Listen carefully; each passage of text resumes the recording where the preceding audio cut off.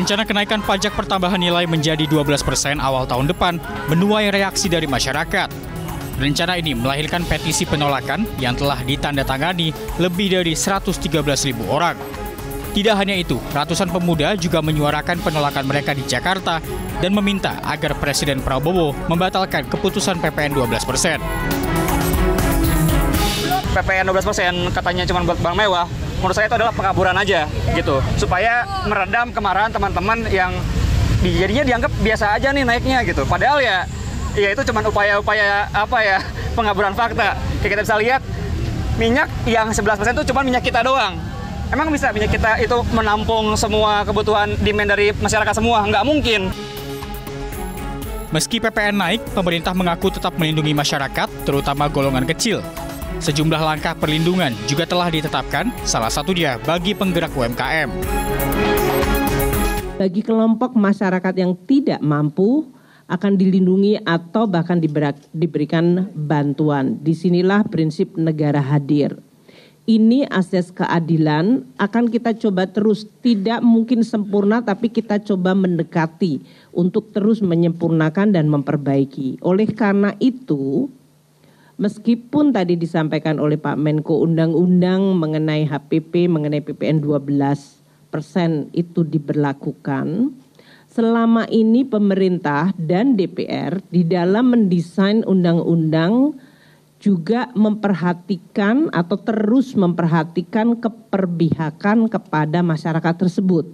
Beberapa paket insentif kebijakan, yang pertama di sektor UMKM, itu pemberian insentif PPh final terhadap UMKM sebesar 0,5% yang berlaku selama 7 tahun.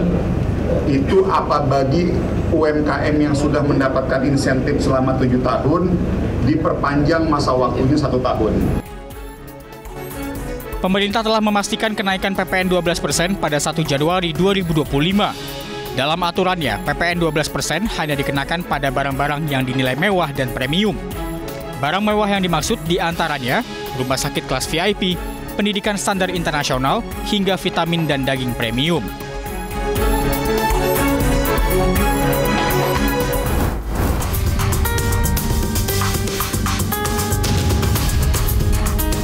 Kepala Badan Kebijakan Fiskal BKF Kementerian Keuangan, Febrio Kacaribu angkat bicara terkait dampak dari penyesuaian PPN 12% terhadap transaksi jual beli masyarakat yang menggunakan QRIS. Febrio menyampaikan, pertama, transaksi melalui QRIS dan sejenisnya tidak menimbulkan beban PPN tambahan untuk customer. Kedua, Febrio menegaskan PPN memang dikenakan atas transaksi yang memanfaatkan fintech. QRIS jadi salah satunya. Ketiga, dengan kenaikan PPN dari 11% menjadi 12%, tidak ada tambahan beban bagi customer yang bertransaksi via QRIS. Kepala BKF juga menegaskan bahwa beban PPN atas transaksi via QRIS sepenuhnya ditanggung merchant. Sementara itu, pemerintah menjamin perekonomian tetap terkendali usai tarif pajak pertambahan nilai PPN naik menjadi 12% pada 1 Januari 2025. Febrio Kacaribu menjelaskan, inflasi akan tetap dijaga rendah sesuai target anggaran pendapatan dan belanja negara. Kepala BKF optimis pertumbuhan ekonomi 2024 diperkirakan tetap tumbuh di atas 5%. Salah satu faktor pendorong optimisme itu adalah berbagai stimulus yang telah disiapkan pemerintah. Antara lain, paket stimulus bantuan pangan, diskon listrik, buruh pabrik tekstil, pakaian, alas kaki, dan furnitur tidak bayar pajak penghasilan setahun. Tak hanya itu, pembebasan PPN rumah dan lain-lain tersebut akan menjadi bantalan kuat bagi masyarakat. Kenaikan tarif PPN 12% pada 2025 diperkirakan bisa meningkatkan inflasi hingga ke level 4,11%. Sebagai catatan, inflasi per November 2024 tercatat sebesar 1,55% year on year.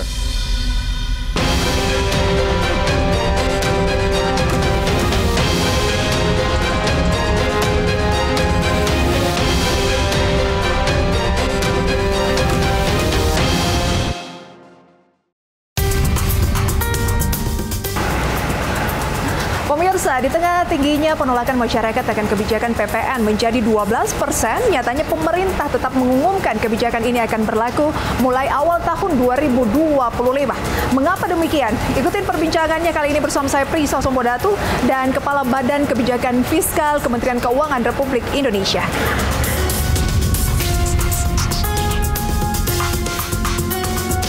Halo Bapak, maaf mengganggu. Apa kabar Pak Febrio? Baik. Silakan. Pak, kita mau ngobrol-ngobrol ya, karena kan pemerintah sudah menetapkan kebijakan PPN menjadi 12% ini akan berlaku di awal tahun. Nah, detailnya seperti apa? Pak Febrio, kita ngobrolnya di mana nih Pak? Oh iya, saya akan jelaskan dengan detail.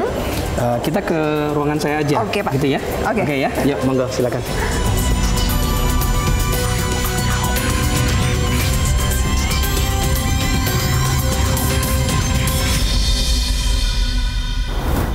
Nah, kali ini kita akan langsung saja berbincang bersama dengan Bapak Febrio Nathan Kacaribu yang merupakan Kepala Badan Kebijakan Fiskal Kementerian Keuangan Republik Indonesia. Sehat ya Pak? Sehat. Terima kasih Bapak. Bapak. Juga sehat? Sehat. Akhirnya kita berjumpa kembali.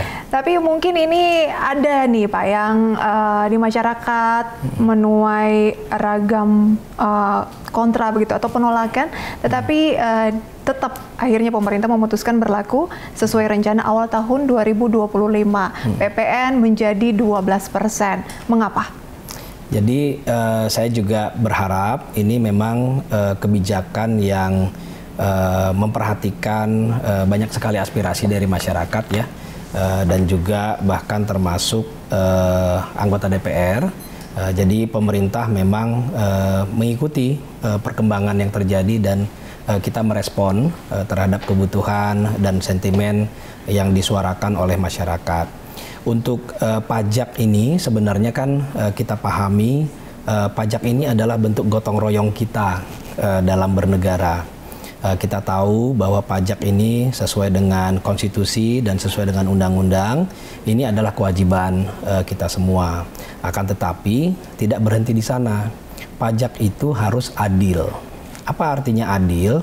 Artinya masyarakat yang mampu itu membayar pajak sesuai dengan undang-undang, sesuai dengan kewajibannya. Masyarakat yang kurang mampu tidak bayar pajak dalam banyak konteks, dan bahkan masyarakat tidak mampu dilindungi oleh negara. Makanya kita melihat banyak sekali dari belanja yang kita lakukan setelah penerimaan pajak dikumpulkan, ini digunakan untuk belanja bagi kesejahteraan masyarakat.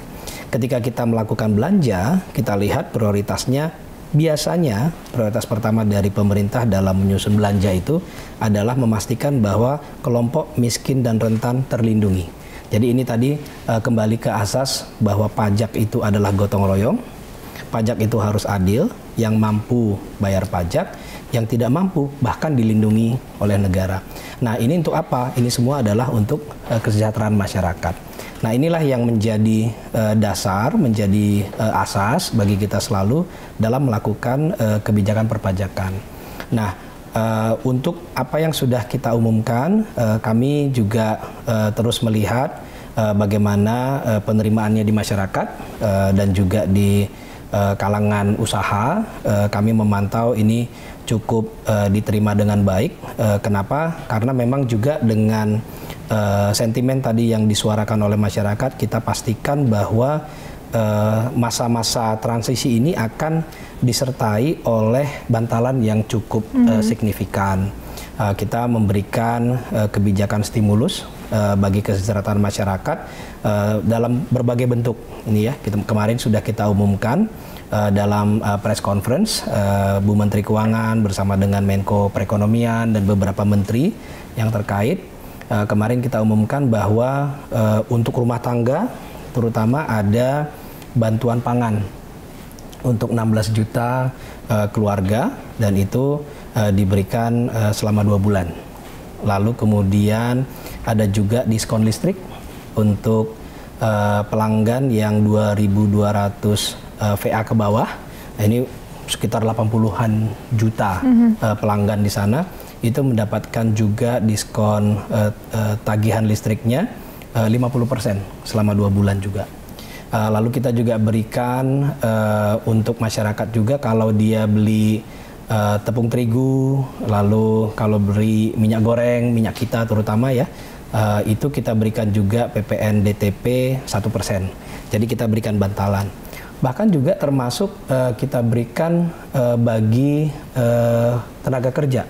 Tenaga kerja kita tahu ada yang PHK gitu ya, kita pastikan mereka juga mendapatkan bantalan. Kalau nggak salah itu manfaatnya sekitar 60% dari gaji untuk manfaat kalau untuk kehilangan pekerjaan. Lalu kemudian kita juga berikan kemudahan-kemudahan bagi teman-teman kita yang PHK untuk mengakses program-program prakerja. Nah, di samping itu kita juga melihat banyak masyarakat juga menyuarakan tentang daya beli dari kelompok kelas menengah. Maka kita lihat contohnya adalah tenaga kerja di sektor padat karya, khususnya tekstil, lalu sepatu, alas kaki, lalu juga sektor furnitur. Itu kita berikan PPh 21 DTP. Jadi pemerintah membayar PPh-nya kepada pemerintah sendiri, jadi ditanggung oleh pemerintah. Yang sebelumnya itu ditanggung sendiri. Ini kan dalam measures selama transisi ini supaya memberikan bantalan bagi masyarakatnya. Ini untuk 1 tahun PPh 21 DTP. Ini khusus untuk pekerja sektor padat karya tadi. Dan ini diberikan untuk yang pendapatannya 10 juta ke bawah yang sebulan. Tadinya harus ditanggung sendiri, saat ini dibayarkan oleh pemerintah negara ya? Selama setahun ke depan. Banyak lagi, contohnya lagi mungkin bisa saya sebutkan juga untuk kelas menengah kita berikan untuk membeli rumah komersil yang harganya sampai 5 miliar, tetapi 2 miliar pertama kita berikan PPN DTP. Baik. Itu banyak. Nanti kita bisa jelaskan lagi. Baik. Sebenarnya banyak stimulus yang ataupun bantalan-bantalan yang juga dipersiapkan oleh pemerintah untuk mengantisipasi dengan adanya PPN ini. Kalau dilihat sebenarnya kenaikan hanya 1%. Mengapa pemerintah lebih memilih untuk ya udah menaikkan PPN menjadi 12% dibandingkan tidak usah melakukan bantalan-bantalan tadi? Seberapa efektif sebenarnya ini akan mendongkrak fiskal dari kita sendiri dengan PPN 12% ini? Baik.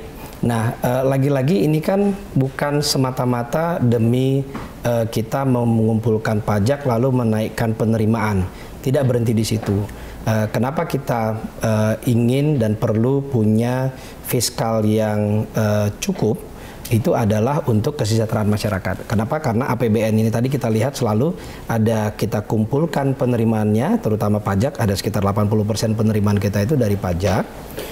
Kita gunakan untuk belanja, untuk pembangunan, dan menciptakan kesejahteraan masyarakat. Apa ini yang kita sudah capai, dan ini sudah memang kita buktikan dalam bertahun-tahun kita kelola APBN kita, pemanfaatannya itu seefektif mungkin. Bagaimana jumlah lapangan kerja harus terus bertambah, tingkat pengangguran terus turun. Sekarang kita ada di 4,6% tingkat pengangguran kita sekarang. Bahkan misalnya kalau kita lihat dalam 2 tahun terakhir, setiap tahun kita menciptakan 4,7 juta jumlah orang bekerja baru, jadi lapangan kerja baru.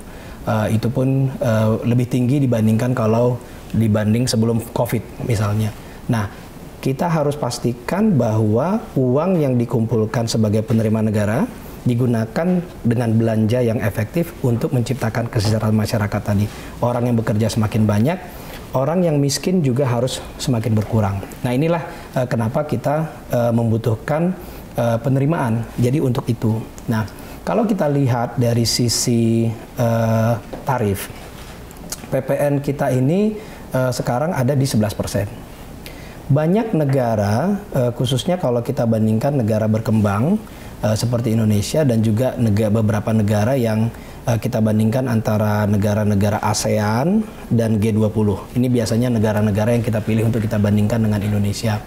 Contoh misalnya kalau negara G20 yang bisa kita bandingkan itu kita dengan Brazil, kita dengan India, kita dengan Argentina misalnya ya, ini tarif PPN mereka lebih tinggi daripada Indonesia. Jadi jangan dibandingkan dengan Vietnam yang kemarin katanya turun ke 8% ya Nah Pak itu ya? nanti saya jelaskan kenapa, mungkin nanti saya akan ke sana. Tapi dalam konteks kita melihat bagaimana masing-masing negara ini berhasil menggunakan uang yang dikumpulkan untuk kesejahteraan masyarakatnya, itu yang akan kita terus lakukan. Jadi sama seperti negara Brazil, India, ketika dia mengkolek penerimaannya, dia gunakan untuk mengentaskan kemiskinan, dia gunakan untuk menciptakan lapangan kerja. Nah, hal yang sama kita lakukan. Saat ini kita lihat bahwa tarif kita ada di 11% untuk PPN-nya. Brazil, saya lupa mungkin sekitar belasan persen berapa di atas kita, nanti silahkan ditunjukkan, ada nanti tunjukkan data-datanya ya. Lalu Argentina juga di atas kita, India juga di atas kita. Nah, Vietnam ini tarif PPN-nya itu normalnya adalah di 10%. Lalu ketika COVID kemarin, mereka memberikan insentif dengan menurunkannya menjadi 8%, bukan untuk semua sektor. Itu hanya beberapa sektor saja. Kalau dia umumkan kemarin misalnya dia turunkan itu perpanjangannya, penurunan ini diperpanjang selama 6 bulan, itu nilai insentifnya itu kalau dihitung sekitar 15 triliun rupiah. 15 triliun kalau rupiah. Kita hitung nilai rupiahnya ya. Nah, saya ingin, karena ini pertanyaan bagus sekali. Vietnam itu kalau dibandingkan dengan Indonesia dalam hal insentif perpajakannya seperti apa? Nah, maka saya akan cerita sedikit tentang insentif perpajakan di Indonesia. Kita setiap tahun mendokumentasikan insentif perpajakan yang diberikan oleh negara kepada masyarakat. Bentuknya banyak sekali. Dan yang menikmati manfaatnya itu mulai dari rumah tangga, UMKM, perusahaan-perusahaan, dan juga sektor demi sektor. Nah, kita punya namanya laporan belanja perpajakan, di mana kita dokumentasikan secara detail, kita hitung secara cermat berapa sih nilai insentif perpajakan yang diberikan oleh pemerintah bagi masyarakat secara keseluruhan selama 1 tahun. Nah, kebetulan kemarin kita baru rilis laporan belanja perpajakan ini, di mana di sana ada estimasinya bahwa selama 1 tahun semua insentif perpajakan ini untuk 2025 nanti sudah kita estimasi itu nilainya adalah 445 triliun rupiah. Ini mungkin jarang didengar oleh masyarakat. Ini naik dari 2024 atau? Naik. 2024 itu sekitar di bawah 400. Nanti bisa tunjukkan datanya ya. Tahun 2023 juga lebih rendah. Nah, yang ingin saya ceritakan adalah, saya akan kasih contoh-contohnya. Misalnya, kalau masyarakat beli beras, mau belinya di pasar tradisional, belinya di pasar modern, itu sama saja PPN-nya 0%. Kalau masyarakat beli daging, mau dagingnya harga 50.000 sekilo, harganya 100.000 sekilo, 200.000 sekilo, bahkan mungkin ada harga daging yang 1 juta per kilonya, semuanya PPN-nya 0%. Masih 0%. Masih Nanti 0%. ada peluang untuk dinaikkan, mungkin yang harganya 1 jutaan, beras yang premium. Boleh, itu nanti saya ceritakan. Nah, tapi inilah bentuk insentif-insentif yang sangat banyak itu. Misalnya, kalau kita naik kendaraan umum, tarif yang kita bayar atau tiket yang kita bayar untuk naik bis itu misalnya, itu tidak ada PPN-nya, itu juga 0%. Kalau kita ada bayar listrik, itu tidak ada PPN-nya. Kalau kita bayar SPP sekolah, tidak ada PPN-nya. Kalau kita ke rumah sakit, bayar jasa dokter, perawat inap, tidak ada PPN-nya. Jadi ini semua, kalau kita hitung 1 tahun, kalau tadi saya bilang jumlahnya nilainya adalah 445 triliun 1 tahun, untuk PPN saja, itu nilainya 265 triliun rupiah. Nah, 265 triliun rupiah ini, kalau boleh saya jabarkan sedikit lagi, 77 triliun itu adalah untuk makanan itu tadi. Beras, daging, sayur, kebutuhan pokok, itu 77 triliun nilai PPN yang tidak kita pungut dari masyarakat. Lalu kalau kita bicara UMKM itu tidak bayar PPN, terutama yang 4,8 miliar ke bawah omsetnya itu tidak ada PPN-nya. Maka itu nilai yang kita hitung 1 tahun untuk PPN yang tidak dibayar oleh UMKM itu tadi 61 triliun. Baik. Nah, kalau kita jumlah semuanya tadi ada kesehatan, transportasi, pendidikan, listrik, itu totalnya 265 triliun setiap tahun tidak kita pungut dari masyarakat. Tapi memang apakah itu harus dipungut? Kalau menurut tarifnya normal PPN kan harusnya sama. Jadi kalau kita beli pakaian itu kena tarif PPN-nya 11%. Berarti ini sebenarnya jatuhnya adalah insentif ya Pak ya? Ini diputuskan oleh pemerintah bersama DPR untuk memberikan insentif kepada masyarakat. Baik. Sebesar 265 triliun setahun. Tadi Pak Febrio mengatakan nilai insentif untuk tahun 2025 ada kenaikan dari di bawah 400 triliun rupiah menjadi sekitar 445 triliun rupiah. Ya. Apakah ini tidak bisa tetapi pajak tadi yang menjadi 12% misalnya tidak diberlakukan, itu impact-nya akan seperti apa Pak? Nah, sekarang di sini kita bicara tentang aspek keadilan tadi. Kita tahu bahwa kita butuh fiskal untuk kesejahteraan masyarakat. Untuk pemerintah membangun fasilitas umum. Pemerintah memastikan pendidikan yang 20% dari belanja kita setiap tahun itu untuk pendidikan, itu bisa kita biayai. Untuk puskesmas sampai ke kecamatan, itu bisa kita biayai. Nah, pertanyaannya sekarang, siapa yang akan membiayai itu? Jawabannya adalah warga negara Indonesia sesuai dengan kesepakatan kita sebagai bangsa dan negara. Kita punya konstitusi, kita punya undang-undang. Baik. Nah, di sana tapi penting sekali harus adil. Maka sekarang kita tanya, kalau yang mampu bayar pajak, kalau yang tidak mampu dilindungi oleh negara. Baik. Jadi kembali lagi ke keadilan tadi. Berbicara soal keadilan, Pak Febrio dan juga pemirsa pasti juga banyak yang bertanya-tanya, sebetulnya apa saja yang terkena PPN 12%? Barang mewah yang dimaksud ini seperti apa? Usai jeda kita ulas. Baik. Pak Febrio, tetaplah bersama kami pemirsa. Perbincangan ini kami lanjutkan usai jeda berikut ini.